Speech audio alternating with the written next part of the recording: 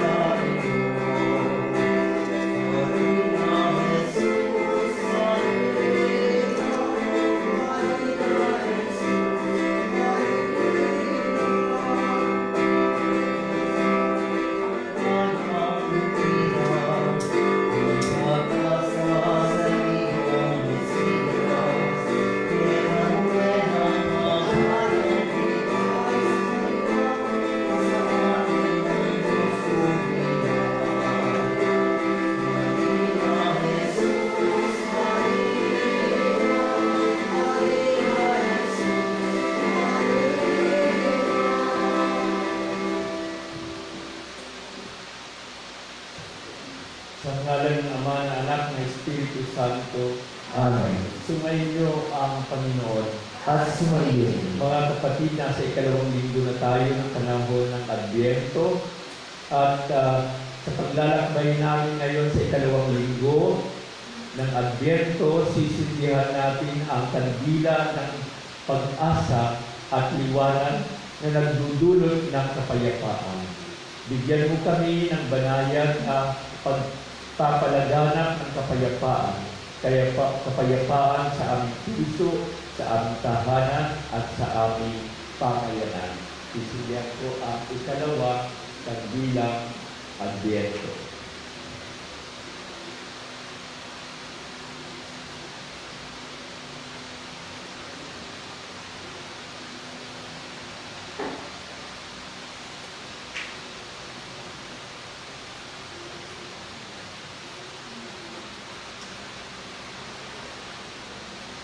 Sinugong tagapagpagaling ng mga nagsisisi, Panginoon, kaawaan mo kami. Panginoon, kaawaan mo kami. Dumating na tagapag-anyayang mga makasalanan ay magsisi. Kristo, kaawaan mo kami. Kristo, kaawaan mo kami. Nakaluklok ka sa kanan ng Ama para ipamagitan kami. Panginoon, kaawaan mo kami. Panginoon, kaawaan mo kami. Kaawaan tayong makapangyarihang Diyos, patawarin sa ating mga kasalanan, pagnubayan tayo sa buhay na walang hanggan. Amen. Manalangin tayo. Ama namin makapangyarihan at maawain, sa aming pagsalubong sa iyong anak, huwag mong ipahintulot na maging hadlang ang aming mga pinagkakaabalahan. Turuan nawa kami ng kanyang karunungan upang kami ay kanyang makapiling na kasama mo at ng ang Espiritu Santo magpasawalang hanggan. Amen. Magsipo ang lahat at makinig sa pagpapahayag ng salita ng Diyos. Sa unang pagbasa, ipinahayag ni Propeta Isaías ang pagdating ng Mesiyas na nagbumula sa lahi ni David. Taglay niya ang Espiritu ng Diyos at sa pamamagitan niya ay sasambahin ang Diyos ng lahat ng mga tao. Makinig po tayo sa unang pagbasa. Pagbasa mula sa aklat ni Propeta Isaías. Sa araw na iyon, sa lahi ni Jesse ay ililitaw ang isang hari, tulad ng supling mula sa tuod. Mananahan sa kanya ang Espiritu ng Panginoon. Bibigyan siya ng katalinuhan at pagkaunawa. ng kaalaman at kapangyarihan, ng karunungan at takot sa Panginoon. Kailangan niya ang tumalima sa Panginoon. Hindi siya ahatol ayon sa nakikita o batay sa narinig sa iba. Bibigyan niya ng katanungan ang mga dukha, ipagtatanggol ang karapatan ng mga kawawa. Ang salita ay para tungkol na ipapahal sa maliliit. Ang hatol ay kamatayan sa masasama. Katanungan at kanampatan ang paiiralin niya sa kanyang pamamahal. Maninirahan ng asong gubat sa piling ng kordero. Matutulog ang leopardo sa tabi ng batang kambing. Magsasama ang buya at ang batang leon, at ang mag-aalaga sa kanila ay batang pasli. Ang baka at ang oso ay magkasamang manginginain. Ang mga anak nila ay magkakatabing matutulog. Kakain ng damo ang leon na animoy toro. Maglalaro ang batang pasusuhi sa hindi maaano ang bata kahit laruin ang ulupong. Walang mananakit o maminsala sa nasasaklaw ng banal na bundok. Sapagkat kung paano puno ng tubig ang karagatan, laganan sa buong kapait ang pagkilala sa Panginoon. Sa araw na iyon, isisilang ang hari mula sa lahi ni Jesse, ang magiging palatandaan para sa mga bansa. Ang mga bayan ay tutungo sa banal na lungsod upang parangalan siya, at magiging maningning ang kanyang luklukan. Ang salita ng Diyos. Magbubuhay siyang marangal at sasagana kailanman. Mabubuhay siyang marangal at sasagana kailanman. Turuan mo yaong haring umatol ng katuwiran. Sa taglay mong katarungan, O Diyos, siya'y bahaginan. Upang siya'y maging tapat, mamahala sa iyong bayan, at pati sa may hirap, maging tapat siyang tunay. Mabubuhay siyang marangal at sasagana kailanman. Yaong buhay na matwid sa kanyang kapanahunan. Madama ng bansa, ya't umulad habang buhay. Yaong kanyang maharian ay palawak na palawak mula sa ilog Euphrates sa digdig ng kakalat. Mabubuhay siyang marangal at sasagana kailanman. Kanya namang ililigtas ang sino bang tumatawag, lalo yaong nalimot ng mga taong malihina. Sa ganitong mga tao, siya ay lubhang nakakabag. Sa kanila, tumutulong upang sila ay maligtas. Mabubuhay siyang marangal at sasagana kailanman. Nawa niya ang kanyang ngalan ay huwag nang malimutan. Manatiling laging bantog na katulad nitong araw. Nawa siya ay purihin ng lahat ng mga bansa. At sa Diyos, silang lahat dumalangin, halinawa pagpalain kami lahat tulad ng kanyang pinagpala. Mabubuhay siyang marangal at sasagana kailanman. Sa ikalawang pagbasa, si Jesus ang patotoo sa katapatan ng Diyos sa kanyang mga pangako sa mga Israelita. Siya rin ang buhay na tanda ng awa at pagmamahal ng Diyos sa lahat ng tao. Makinig po tayo sa ikalawang pagbasa. Pagbasa mula sa sulat ni Apostol San Pablo sa mga taga-Roma. Mga kapatid, anumang nasa kasulatan noong panguna ay naisulat sa ikatututo natin, sapagkat lumalakas ang ating loob at nagkakaroon ng pag-asa kapag binabasa natin ang mga aral na natatagpuan dito. Loobin nawa ng Diyos na nagpapalatag at nagpapalakas ng loob na mamuhay kayong may pagkakaisa kay Kristo Jesus. Sa gayon, sama-sama kayong magpuri sa Diyos at Ama ng ating Panginoong Jesucristo.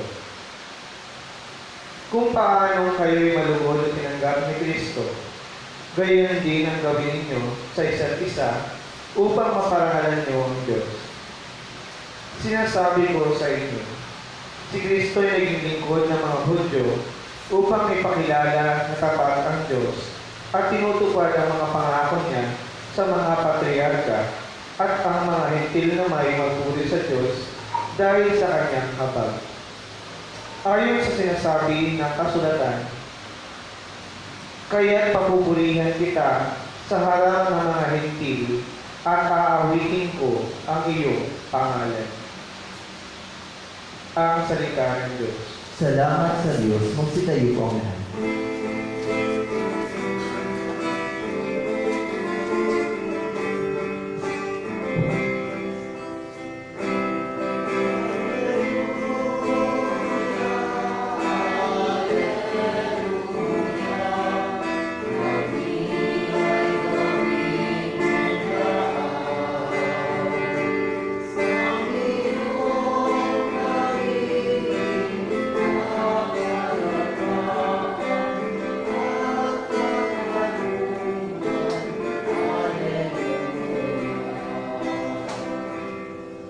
Daan ng poong nariyan na, tuwirin ihanda sa kanya, pagtubos niya ay makikita.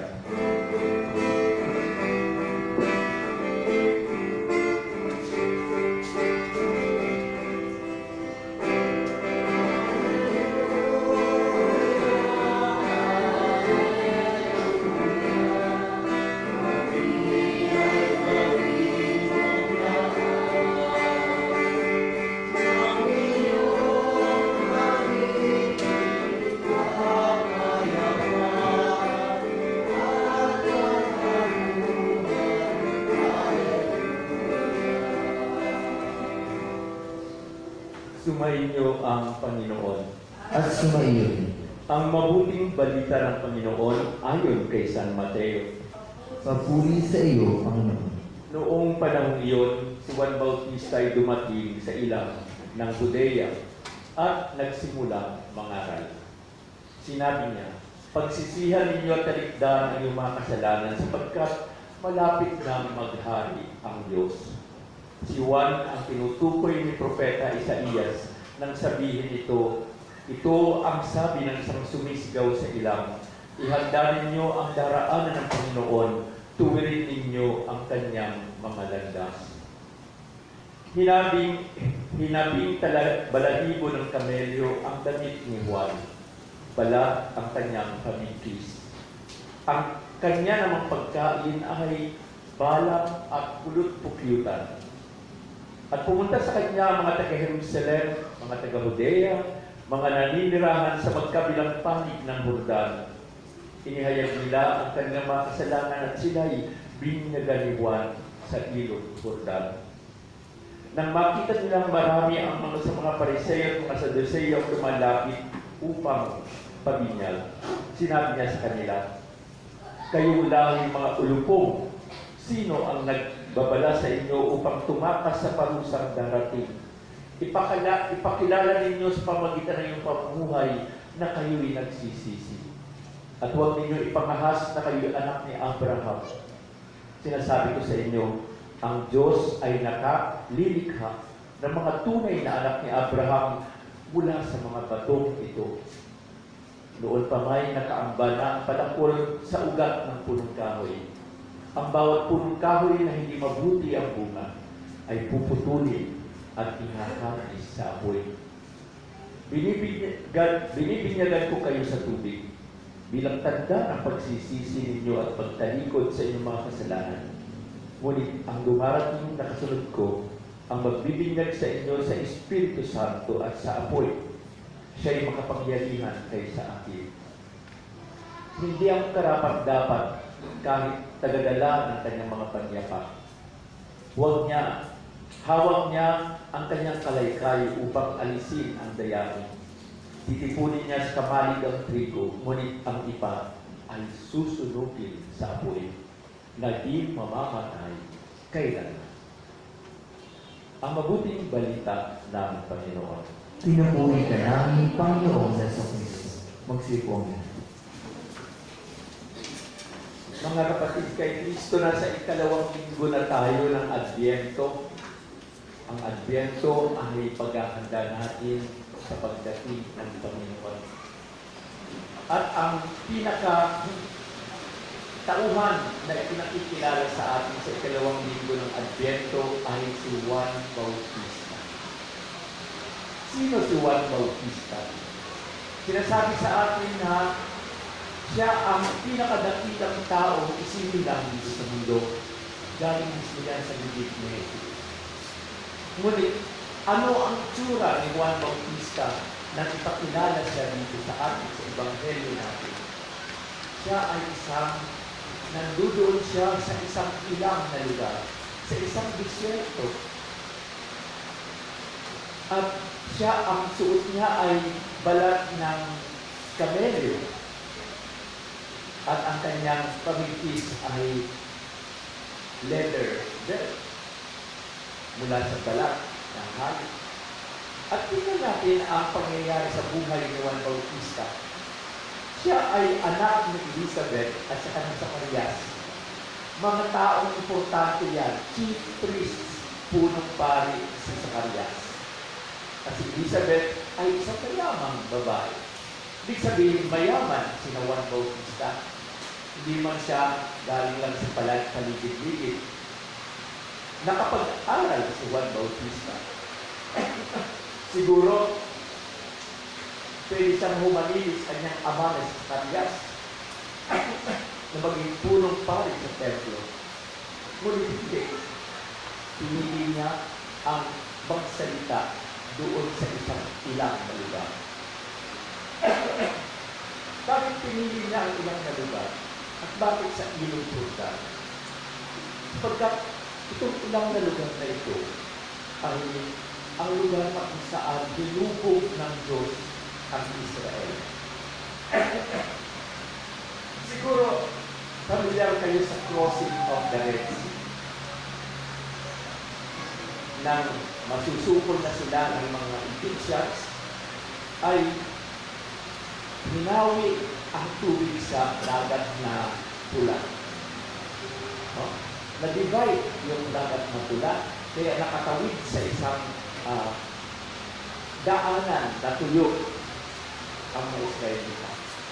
At pagkatapos nun, nakaligtas na sila, bumalik ulit ang tubig at ang mga nasalanta ay ang mga taga-Egypt. Alam natin lahat yan, pero hindi natin alam na ang ilog Jordan din ay na-divide din ang ilog Jordan. Mahalaga yan, basahin niya sa aklat ni Joshua. At doon sa aklat ni Joshua, nasusulat niya na bago sila dumating doon sa Israel, kailangan bagtasin nila ang ilog Jordan. Maliit lang ang ilog Jordan, parang sapa lang. Pwede siguro malalim-lalim ng kaunti. Pero na-divide din ang ilog Jordan. Mahalaga ito sa Book of Joshua. Kasi ito yung sandali na sila ay tawid na sa ilog Jordan, nagsisimula na sila bilang isang bayan ng Diyos. The birthing of a nation. Kaya nga, doon pumwesto si Juan Bautista. Sapagkat sabi niya, magsisimula na ang paghahari ng Diyos. The birthing of the new kingdom of God. Ito ang kanyang mensahe. Sabi niya, magsisi kayo. Ihanda ninyo, sabi niya, pagsisihan ninyo at talikdan ang inyong mga kasalanan sapagkat malapit na maghari ang Diyos. Ang mga propeta nagsasabi, magsisi kayo sa mga kasalanan ninyo. Pero hindi na sinasabi, narito na ang paghahari ng Diyos. Tanging si Juan Bautista ang nagsasabi niya. Hinihintay niyo lagi ang pagdating ng Panginoon. Sabi ni Juan Bautista, magsisi na kayo kasi narito na ang paghahari ng Diyos. Dumating na ang tagapagligtas. Siguro kung titignan natin yan, ang mga tao nagpunta sa ilog Jordan, pakinggan si Juan Bautista. At pag tinatanggap nila ang turo ni Juan Bautista, taglay ng pagsisisi nila, nagpapabinyag sila sa kanya. Ang kanyang binyag ay binyag ng pagsisisi sa kanyang mga kasalanan para tanggapin ang paghahari ng Diyos. Pero, ang paghahari ng Diyos. Sabi niya, narito na. Nakikita ba ng mga tao ang paghahari ng Diyos? Ang iniisip kasi nila, magkakaroon na ng isang Mesiyas na magtatanggol sa kanila laban sa mga Romano sapagkat sinasakop sila ng mga Romano. Ang emperador ng Roma doon nagbabayad ng buwis. Mayroon silang buwis, pero hindi naman napupunta sa improvement ng lugar nila kasi dinadala nito doon sa Roma, doon sa emperador ng Roma. At dahil dito, ay talagang ayaw nila yun. Gusto nila may tagapagligtas sila. Pero nasaan ang tagapagligtas? Iba ang iniisip ni Juan Bautista na tagapagligtas. Hindi ito nakatira sa palasyo. Hindi ito si Haring Herodes. Sapagkat si Haring Herodes na kanilang gobernador noon sa panahon yun ni Juan Bautista ay makasalanan. Kaya nga pati siya ay makasalanan. Kaya nga tinutuloy siya. Ang sabi niya, di ba ito isang sabi niya, nakikita niya ang isang paghahari ng Diyos na kung saan ang mga mahihirap ay magkaroon ng boses at karapatan. Ang mga taong inaapi ay mabibigyan ng katarungan. Ang mga taong may sakit ay magkakaroon ng kagalingan. Ang mga may taong may magketo ay gumagaling. Ang mga taong patay ay mabubuhay. Mga palatandaan na nandito na ang paghahari ng Diyos. Kaya nga, ano ang mensahe ng Juan Bautista? Ang sabi nga ay ganito, patayin ninyo ang mga bundok at ang mga lumbak ay punuin. Ibig sabihin, yung mga taong matataas, mga taong mayayabang, ipababa kayo, sabi gano'n. Ang mga taong walang-wala, yung mga lumbak, punuin nyo, itaas ninyo ang mga nasa ibaba. Ibig sabihin, magkapantay-pantay tayo. Yun ang sabi ni Juan Bautista. Ang sabi pa nga niya ay, ang mga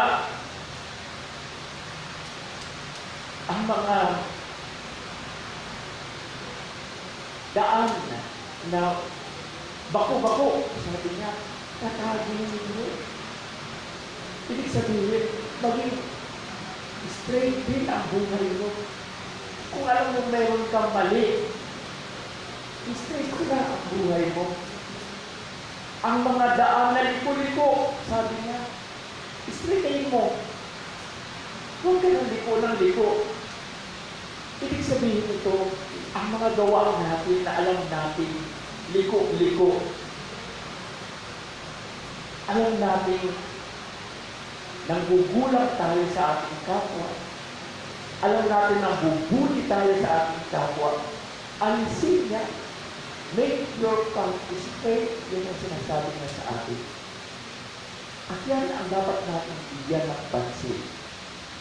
Kaya lang, kuminsan, ano ang dating nito sa atin? Kapag ka ang sinasabi ng Juan Bautista ay, repent, magsisi kayo sa mga kasalanan, siguro okay lang sa inyo. Pero pag isa-isahin niya ang kasalanan natin, naku, iba na yan, sabi mo. Hindi mo na nakikita ang sinasabi niya, nakikita mo bastos ang tao ito, sabi mo. Magagalit ka na. Kasi confused na ang isip mo. Doon sa message niya na magbago ka, tinitignan mo na siya ang magsasalita. At kung minsan, gusto mo alisin siya sa harapan mo. Gusto mo siyang ipakulong. Gusto mo siyang murang-murahin kasi nagsasalita siya ng masakit laban sa iyo. Alam niyo kung minsan, ang taong nasasaktan, masakit po ang katotohanan. Kapag ka narinig natin ng mga katotohanan ang pinagagawa natin ng ligid, sinasambulan sa atin sa iba, at sinasabi sa ating harapan yung mga bagay na ginagawa natin na hindi dapat natin gawin ay ginagawa natin. Pag sinasabi na sa iyo, galit na galit tayo sa mga tao na nagsasabi nito sa atin. Tingnan niyo si Juan Bautista. Sinabihan niya si Herodes Antipas. Ang sabi niya kay Herodes, ano ba sabi niya? Ikaw, sabi niya, ikaw, mayaman ka, hari-hari ka, pero ang kinakasama mong babae ay hindi mo asawa. Sabi niya, asawa yan ang kapatid mo na kinuha mo. Masama. Nasasaktan si Herod kasi ayaw niyang hiwalayan ang kinakasama niya. Gusto niyang ipakulong at ipapatay si Juan Bautista. Kaya hindi tayo kuminsan. Meron tao nagsasabi yung mga mali na ginagawa natin. Gagalit tayo sa kanila. Hindi natin kinakausap. Kung hindi man, sinisiraan natin sila. Tingnan natin ang pamamaraan ng Juan Bautista. Pumupunta siya sa ilang na lugar. Ang ilang na lugar, tahimik. Wala kang maririnig kung minsan kundi kuliglig sa ilang na lugar. May mga taong ayaw. Sabi niya, hindi ako kakatagal dito, sabi niya. Kasi ang maririnig nila pagkatapos ay ang nilalaman ng kanilang puso at isipan. Pag nag-iisa po kayo tahimik ang lugar, marami ko'y maririnig mula sa puso ninyo. At ito yung dapat natin tingnan. Pakinggan natin mabuti ang tinig ng Panginoon sa mga sandali ng katahimikan na dapat mayroon tayo para pag dumating ang Pasko, mayroon tayong pagbabago na makita sa ating puso. Isa pong favorite flower natin pag Christmas ay yung poinsettia. Alam niyo yung poinsettia? Hindi ba kayo nagtataka na kapag malapit na ang December, nagkakaroon ka agad ng mga poinsettia sa mga flower garden? May nagbibenta na ng mga poinsettia. Pumunta kayo sa mga flower gardens dyan. Mayroon na poinsettia.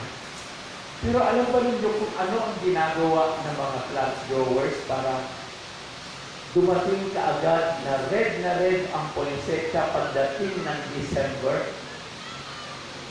Anong po yun? November pa lang. First day o kaya last week ng October ay inaalagaan nilang mabuti ang poinsettia. Inilalagay sa araw. Kailangan maliwanag na araw ang nandudoon sa poinsettia. Pero pagdating ng gabi, alas 6 ng gabi hanggang alas 6 ng umaga, 12 hours, ikukulong nila ito sa dilim ang halaman ng poinsettia. Yung dilim, kahit liwanag ng ilaw, wala. Pero may hamog para patuloy ang ganda ng pagtubo. Ano nangyayari sa dilim? Kasi sabi nila, kapag ka nailawan yan, sa buong magdamag na iilawan, nawawala yung proseso ng pagiging pula ng poinsettia. Kaya nga, kinakailangan tabingan nila ang poinsettia sa loob ng 12 oras nandoon sa dilim. Kinabukasan ulit, ibababad na naman sa sinag ng araw. Isang buong buwan.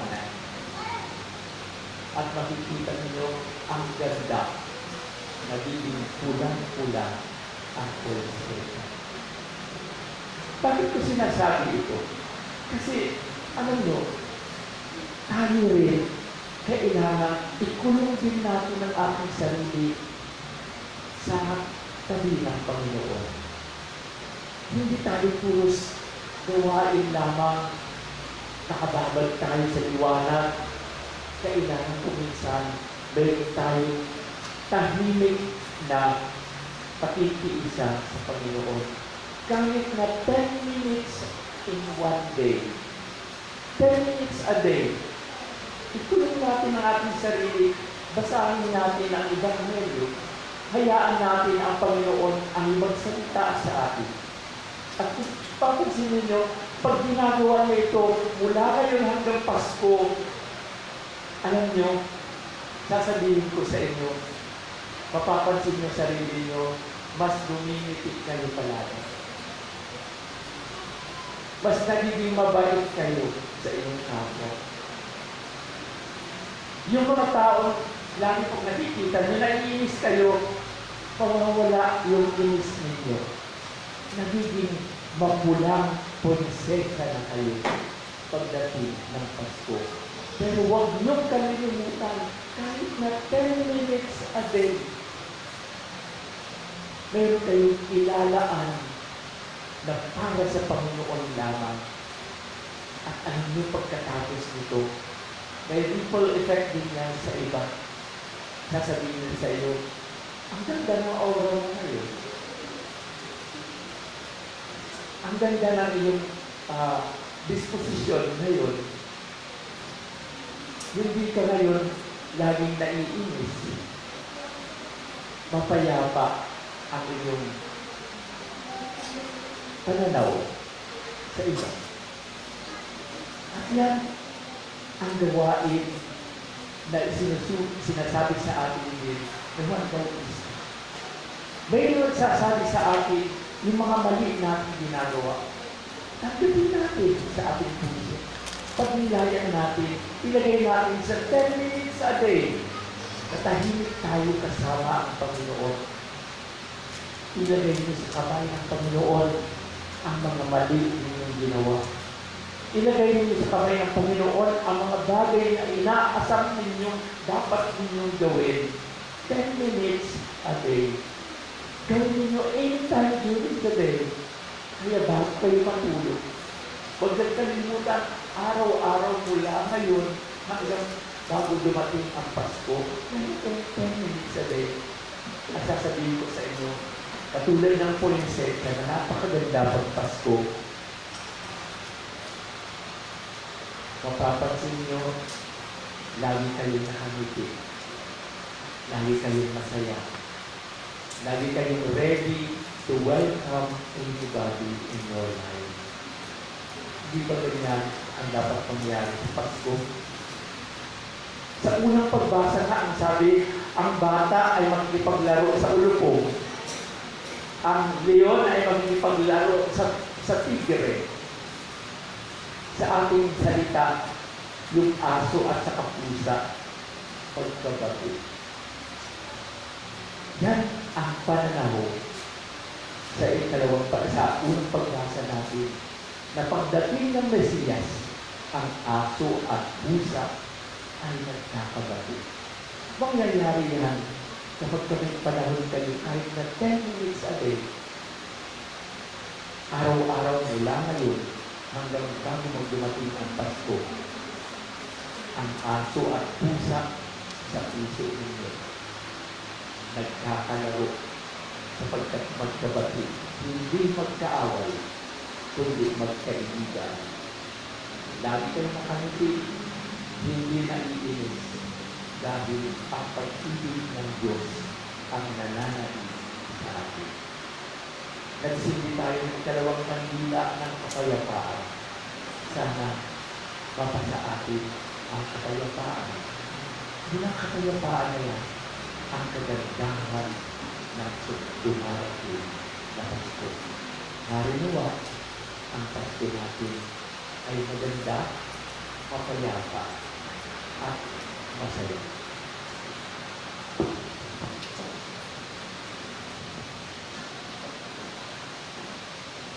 Magsitayo po.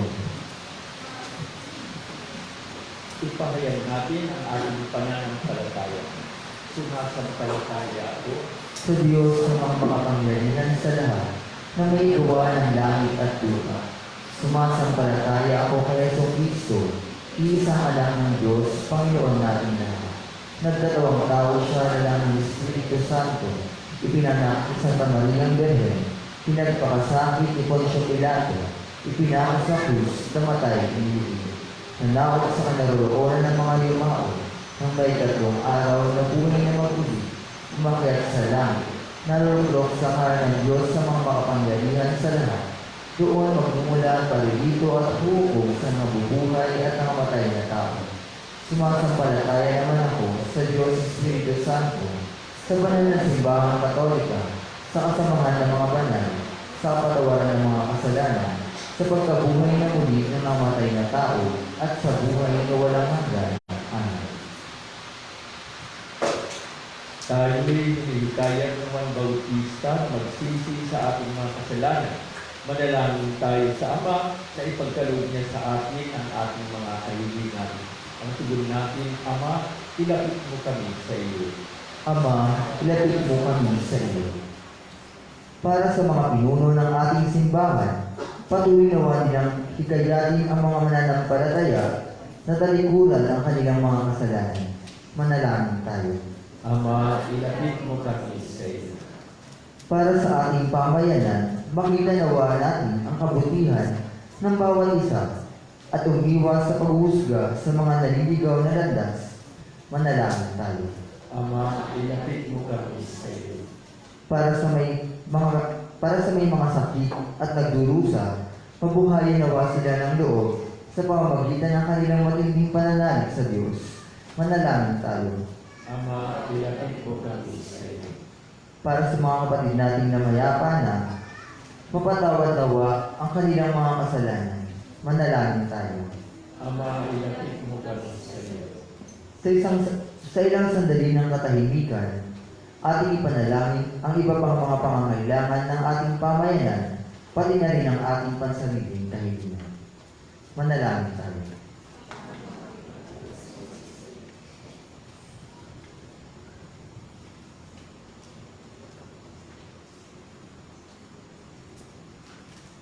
Ama naming Diyos, tulungan mo kami ituwid ang aming daan tungo sa iyong panahon ito ng Adbyento upang maging handa kami sa pagdating ni Kristo, aming Panginoon. Amen.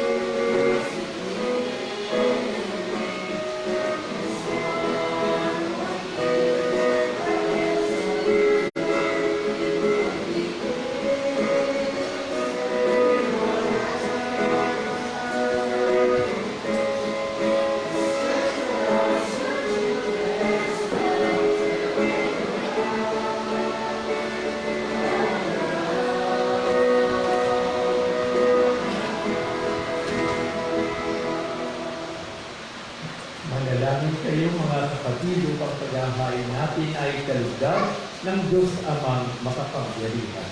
Tanggapin nawa ng Panginoon itong paghahari sa iyong mga kamay, sa kapurihan niya at karangalan sa ating kapakinabangan at sa buong sambayanan natin.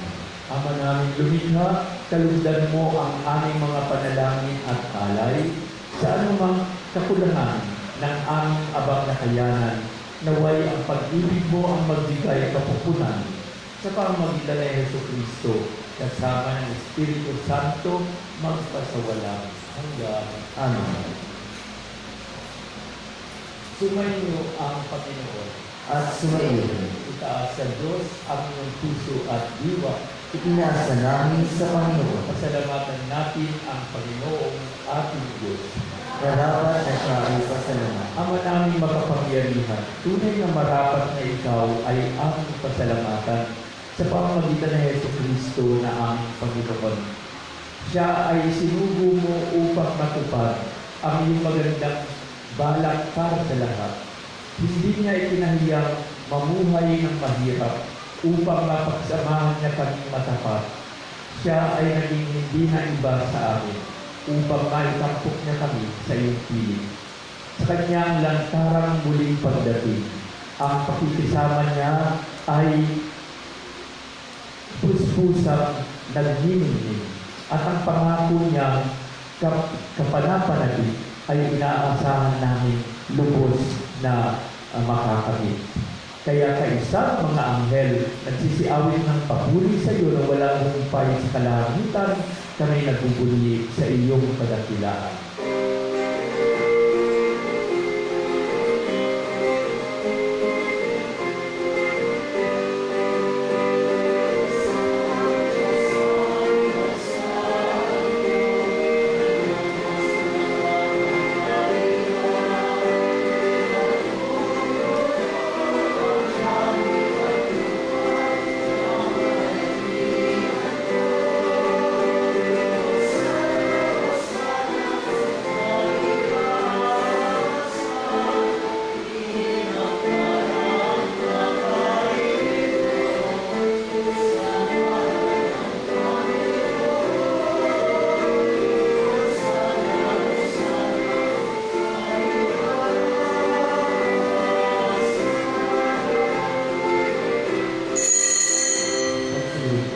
Ama namin banal, ikaw ang bukal ng kanyang kabanalan, kaya sa pamagitan ng Espiritu gawin mong banal ang mga kalooban ito, upang para sa amin ay maging katawan at dugo ng aming Panginoong Hesus Kristo. Bago niya pinagtiisa ang pusang loob na maging handog, hinawakan niya ang tinapay, pinasalamatan kanya, pinaghati-hati niya iyon, iniabot sa kanyang mga alagad at sinabi, tanggapin ninyo lahat ito at kanin. Ito ang aking katawan na ihahandog para sa inyo.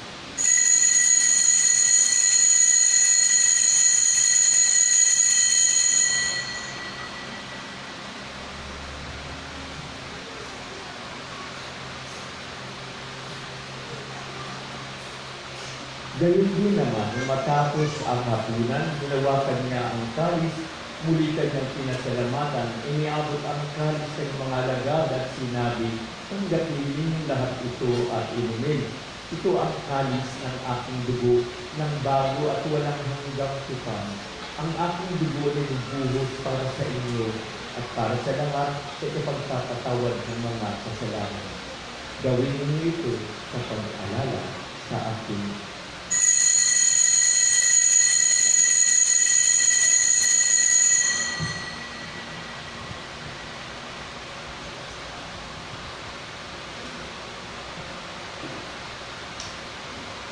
ang misteryo ng pananampalataya.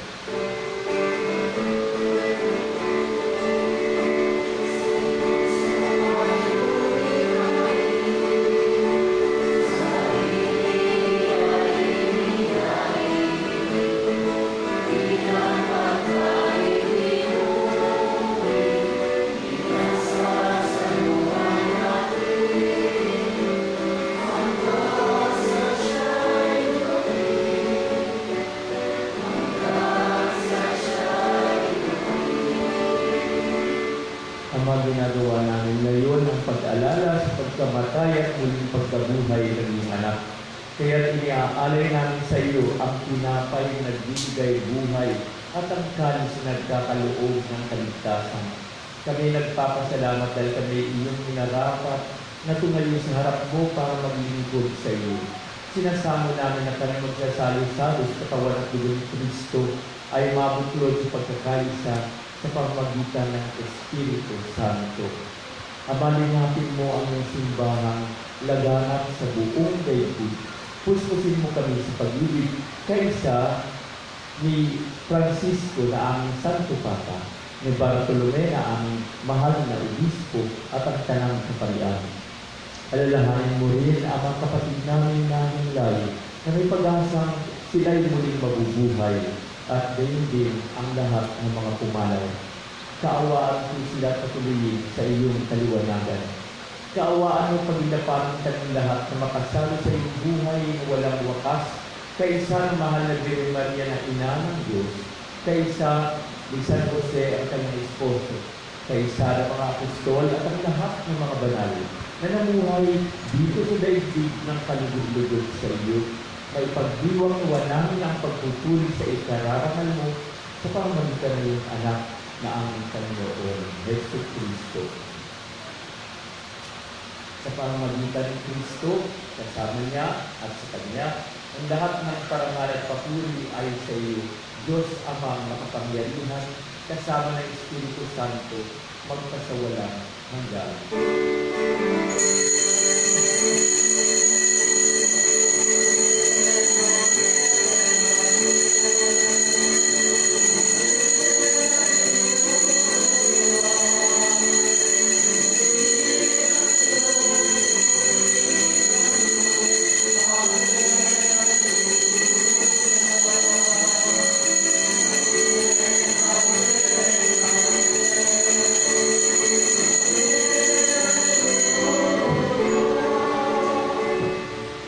Tayo lahat ngayon ay magkaisa sa panawagan sa Diyos na ating Ama.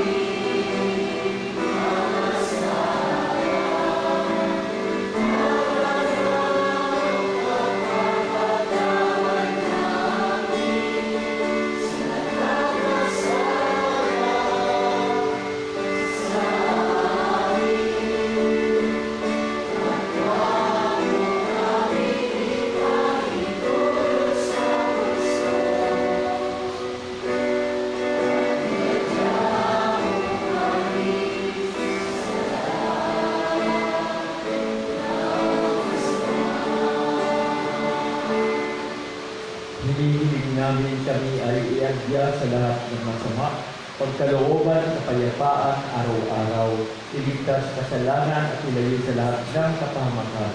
Samantalang aming pinanahalikan ang dakilang tagapagligtas namin si Yesu Kristo.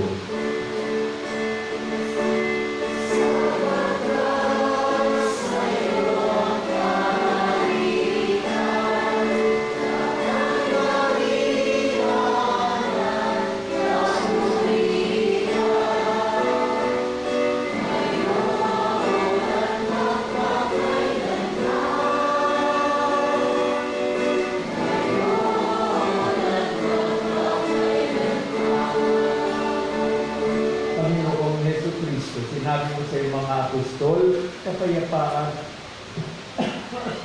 ang iniiwan ko sa inyo, ang aking kapayapaan ang binibigay ko sa inyo.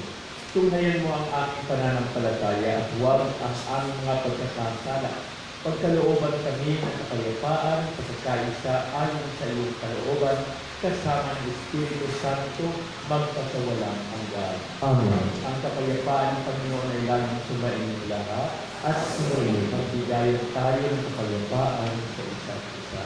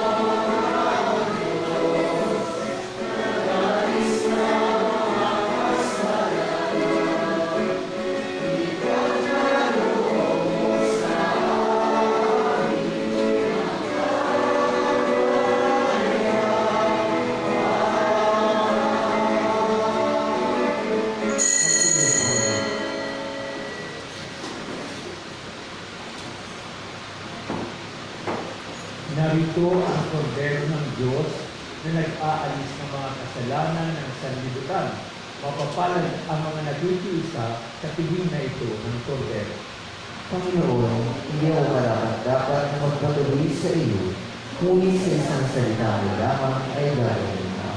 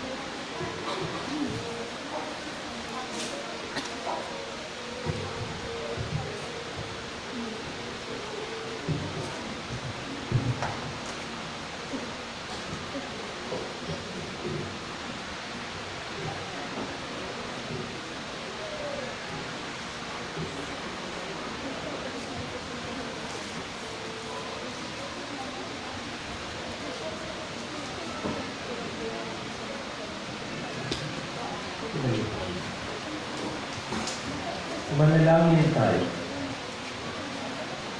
Ama namin mapagmahal, kaming pinapakinabang mo sa iyong banal na salo-salo ay turuan mong kumilala sa layunin ng iyong mga nilikhang bagay na dapat namin gamitin upang kami ay sumapit sa iyong piling. Sa pamamagitan ni Jesucristo, kasama ng Espiritu Santo, magkasawalang hanggan. Amen. Magsipo ang lahat para sa ilang paalam.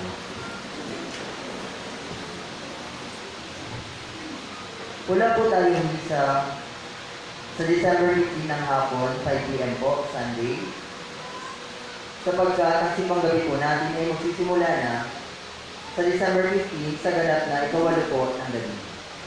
Maraming salamat po. Magsitayo po. Huwag po yung kalilimutan, bukas ay liturgical feast ng Immaculate Conception. December 8 sana, kaya lang natapat na linggo ng Adviento. So, ang misa natin para sa ating mahal na patrona ng Pilipinas, ang Immaculada Concepcion, ay bukas. So, pero may mga pasok, kaya lang may mga misa ng maaga sa mga parokya at mayroon din misa sa hapong gabi sa mga parokya. So, pwede kayong humabol sa mga misa sa mga parokya bukas, kapistahan ng Patroness of the Philippines, ang Immaculate Conception. Okay po. So, next Sunday, wala na tayong misa ng alas 5, ano? Sa gabi na lamang 8 o'clock ng gabi ang misa. Simula na po yun ng simbang gabi. Sumainyo ang Panginoon At sumayin. Pagpalain kayo ng ating makapangyarihang Diyos na Ama, Anak, at Espiritu Santo. Amen. Tapos na po ang ating pagdiriwang ng banal na misa, pumayo tayo sa kapayapaan ni Kristo. Salamat sa Diyos.